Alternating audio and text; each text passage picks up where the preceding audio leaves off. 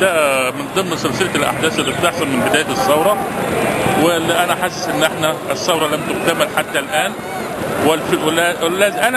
انا كانسان طبيعي مش حاسس بالثوره طول ما الفلول موجودين، نفس الانظمه موجوده. احنا شلنا علي بابا، ولا زال 40 حرامي موجودين بيتصرفوا البلد كما يشاء،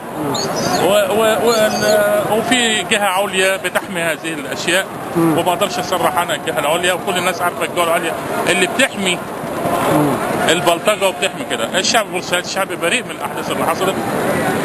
حاجه دي كارثه وتمت للاسف على ارض بورسعيد، وليس البورسعيديين لهم دخل فيها نهائيا. شعب بورسعيد شعب طيب، شعب محترم، شعب متحضر، بدليل اي مسؤول بيجي يخدم في بورسعيد ما بيمشيش منها تاني، نتيجه شعبها الطيب، نتيجه ادابهم، نتيجه احترامهم، اكرامهم. فاللي حصل امبارح دي حاجه مدبره، وانا بقول ان هي مدبره استكمالا لاجهاض الثوره، واخد بالك.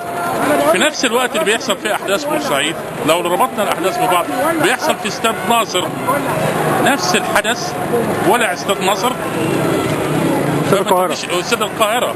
فالموضوع ده مش موضوع حاجه صدفه، ده حاجه مدبره، والشعب البورسعيدي شعب بريء من هذه الاحداث، ودوروا لازم تدورهم على الفعل الحقيقي اللي احنا كلنا عارفينه ولا زال خايفين نتحدث عنه، وكأنه اله وكأنه كهنوت، انما هو معروف. والامن انا النهارده بحمل مسؤوليه لامن بورسعيد، بحمل المسؤوليه للمخابرات العامه، بحمل المسؤوليه للمباحث الجنائيه، بحمل المسؤوليه للسلطه التنفيذيه اللي بتحكم البلاد. هم دول كلهم، هم نسالهم ونحدد المسؤوليه. انما الكلام العايم، احنا شبعنا كلام ويحضرنا هنا كلام كفايه لجان، وكفايه تقصي حقائق، كفايه.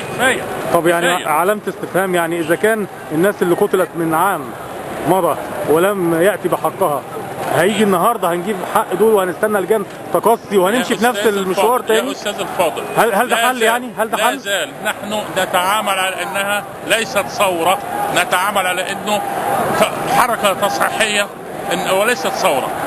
الثوره لها قوانينها، لابد نعترف بالثوره، فالثوره لها شرعيتها ولها قوانينها. احنا لغايه الان لم نعترف بالثوره، كل اللي احنا بنعمله ان هي حركه تصحيحيه، فلا زال لازم نعترف بانها ثوره. في مصر جميع المسؤولين في مصر لن يعترفوا بالثوره، حتى في المكاتبات، حتى في المراسلات لن يعترفوا. بيقولوا احداث يناير لم يعترفوا انها ثوره. الثوره لها قوانينها ولها شرعيتها، فما زال لا نعترف بالثوره، فمش هنقدر نوصل للناس للظلم اللي كان وضع وانقهر الفساد.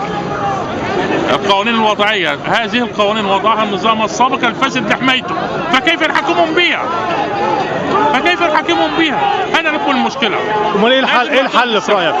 انا اعترف انها ثوره وقوانين فوريه. اعتراف انها ثوره وقانون ثوريه. لو اعترفنا انها ثوره وقانون ثوريه كل حاجه تتحل. في ناس مش رايده الخير للبلد. لا ده كله، ده دول كتير، مش مصر بس.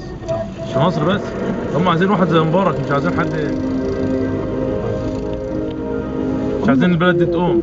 سادتي، وافق نواب مجلس الشعب في جلستنا المسائية اليوم الخميس على اقتراح بأن يضاف ملف شهداء ومصابي أحداث بورسعيد إلى لجنة تقصي الحقائق التي شكلها المجلس أمس بشأن شهداء ومصابي ثورة 25 من يناير، على أن يكون